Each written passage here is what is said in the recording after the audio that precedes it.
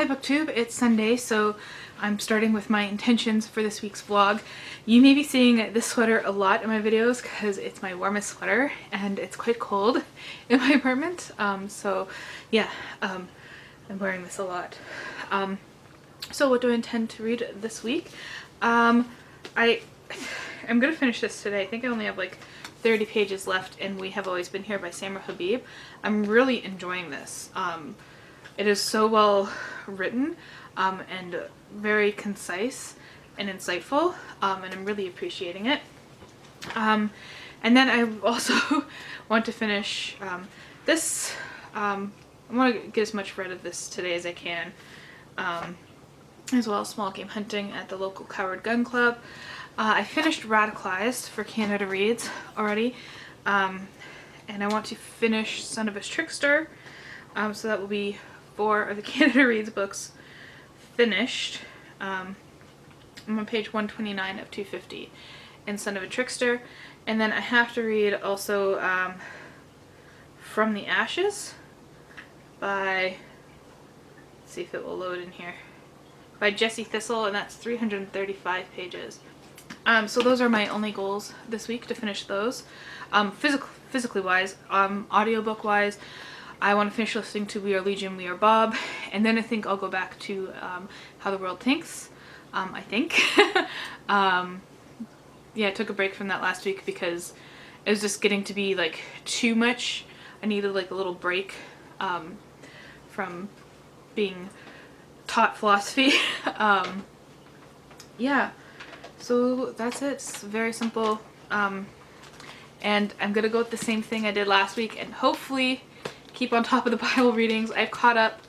I'm ahead a bit right now, but I want to keep that being ahead so I don't fall behind, if that makes sense. So yeah, that's what I'll be working on this week.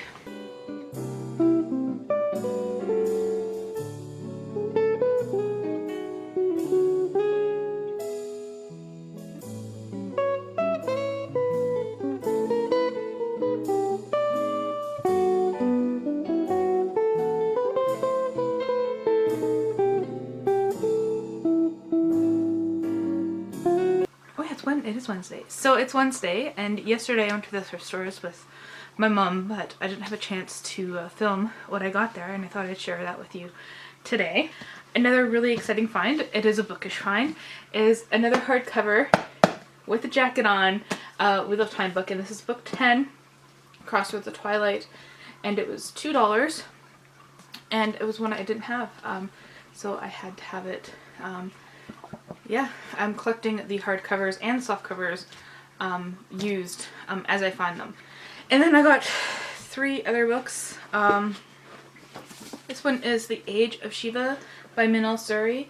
I read The Death of Vishnu not too long ago, and I absolutely loved it, by the same author. And then I got 2 nonfictions. This one you'll probably have seen, Bad Feminist by Roxane Gay. This is a collection of essays. And then I got this really interesting one. This is Portrait of a Burgher as a Young Calf. The Story of One Man, Two Cows, and the Feeding of a Nation by Peter Levenheim. And this is actually a man follows 2 calves from birth to being slaughtered, and the whole process. And I think that's fascinating. I do eat meat. I do love beef. So this will be a really interesting story to read about the story of food. And that's it. I just read a short story called The Baumhof Explosive, and I just came across it because I was doing some research for my Bible study project, and this story is also known as Eli, Eli, lama sabachthani, which, if you don't know, is when Jesus Christ had his moment of doubt on the cross, and he says, my God, why have you forsaken me? And it's a really interesting story. It's by William Hope Hodgson's from 1919. It's a horror, but it's kind of more subtle. And it's about this man who's very Christian and also a scientist. And he takes this idea that at the time when Christ died on the cross, the world went black.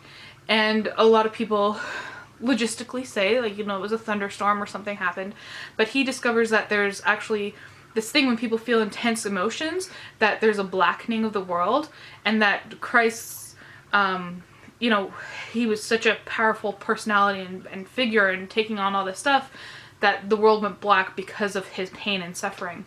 And so he discovers this element that allows him to do the same thing if he's also in pain and suffering. And he has his friend witness him kind of mimicking Christ on the cross, where he pierces his hands and his feet and straps himself to a chair and swallows this element, and things start to happen. And it was really interesting. I could talk more in depth about it, but I'm not going to here, in the interest of keeping this vlog short. But I'll leave a link to the story down below. It's free, available on Wikisource. Hi, it's Friday. I haven't updated in a while, sorry. But I've been plowing through the rest of the Canada Reads books. So I started From the Ashes, and I'm more than 50% through now. It's just so readable. And I have a few things to say about it. I'm really enjoying it, if it's possible to say that you're enjoying reading about someone having such a horrible life.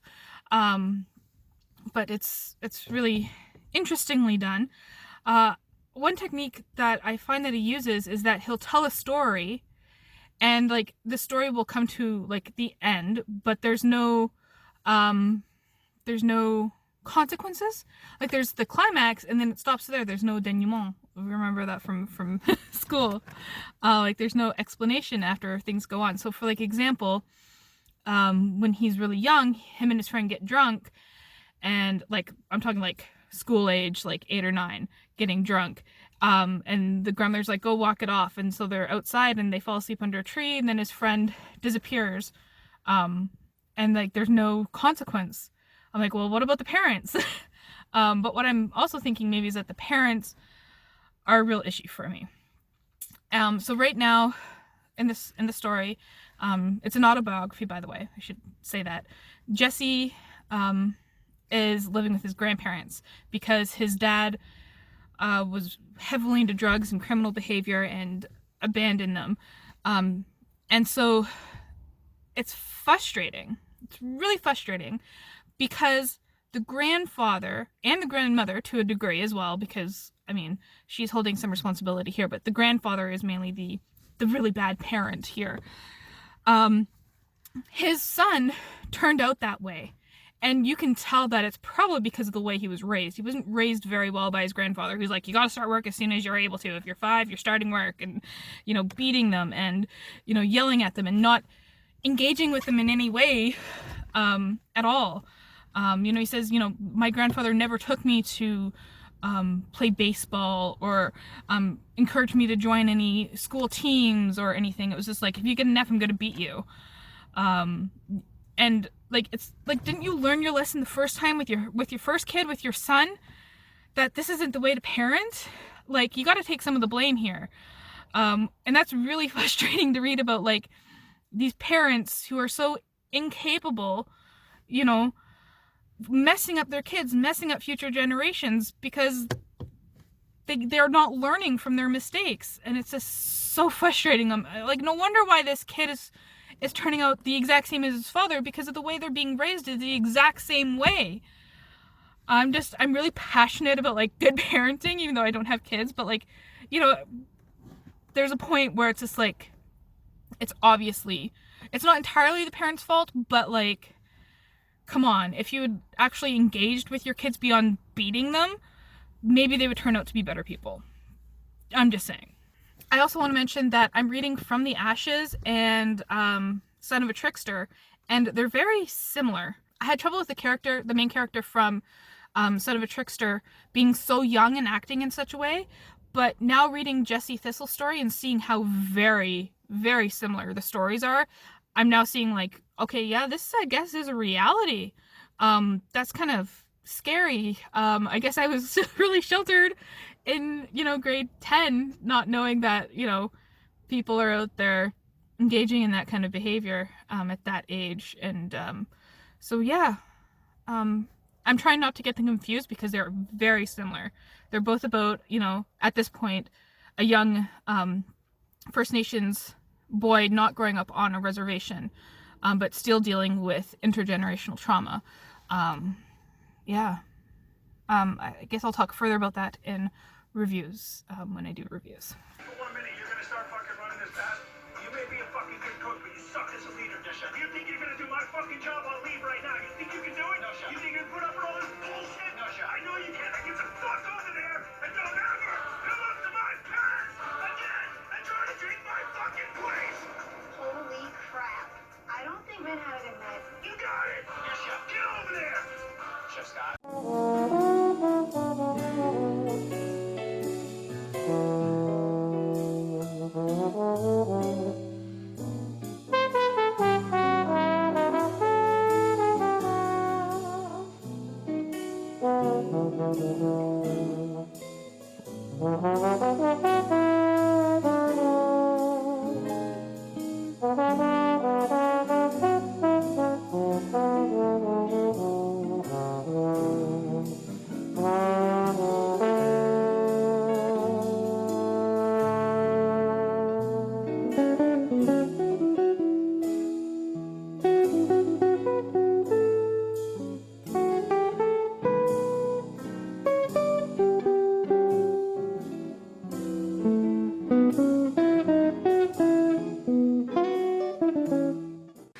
It's Saturday and I just got back from thrifting and I wanted to show you what books I got. It's a huge pile right here that you can kind of see. First of all, I got this bag. It says, I have no shelf control. So, I'm collecting the Wheel of Time books, and the first one was actually split into two and released in two different versions, and I have the first one right here called From the Two Rivers, and this is the second one called To the Blight. So I have those editions. And then I got Infidels, A History of the Conflict Between Christendom and Islam. We got The Guide by R.K. Narayan. I always pick up Pagan Classic. This is an Indian story about this man who's released from prison and pretends to be a god until God actually comes down and says, you know, like, what's going on? So that sounded really interesting. Then I love David Walliams. He's a middle grade author, so this is Grandpa's Great Escape. He's also like a TV personality, I guess. I'm not sure exactly what he does. I only know him from like panel shows. So I picked up that one. Then we have The Ever After of Ashwin Rao by Padma Viswanathan. And oh, and this takes place after the Air India flight that went from Vancouver and crashed, well, it was hijacked and crashed in Ireland, and this is the aftermath of that. Then we got Tolstoy Selected Stories, and Codex Cantina recently did a video on a story in here, How Much Land Does a Man Need? And so I saw this and thought, oh, it has a story in it, I'll pick it up. And it has a story in it. So I picked it up. Then I got Bananaboys by Terry Wu. My mom actually picked this one out for me. And it's about CBCs, Canadian-born Chinese. And the term banana is kind of like a racially charged term where it's like you're yellow on the outside and white on the inside. Yeah, and so this is about, you know, Chinese Canadian young boys, and one of them commits suicide. So that seems really interesting. Then we have Orhan Pamuk's My Name is Red, and this is a Turkish novel. That's what drew me to it. I haven't read anything from Turkey. Then I picked up another Discworld novel, this one I don't have, called The Last Continent. I believe this is a Rincewind novel. Then for part of my Bible study project, I've been really looking for a really good, just like a straightforward study guide, and I found this called The Word on the Street by Rob Lacey. And what it is basically that it breaks down what it says in the Bible in very plain terms and then kind of explains a bit about it. Then I picked up Mimis, mostly for the cover, by Lily Thal, translated by John Brownjohn. And this is about a prince who is a prince who becomes a fool's apprentice for the enemy, I believe. And I have Orange is Not the Only Fruit by Jeanette Winterson. I don't think I have a copy of this on my shelf, but now I do. And lastly, I got this really nice edition of the stories of, I guess it'd be Guy de Maupassant. I'm not good with French. But he's just like a classical short story author, and there's lots of short stories in here. It's got kind of like the double-sided, I call that Bible writing, you know, how some Bibles have that double-sided stuff there. So yeah, let's look at the end papers. They're thistles. So that's it. Did I get my reading finished? No. I've only at this point have finished We Have Always Been Here by Samra Habib and Radicalized by Cory Doctorow. I started Son of a Trickster. I'm almost on that one. And I've read tons of From the Ashes by Jessie Thistle, and I'm seriously considering DNFing. I'm seriously considering DNFing Small Game Hunting, but I'm still hoping that something happens at the end to like make me change my mind. So I'm still plugging through and reading it. Yeah, that's the end of this week. Thank you for watching.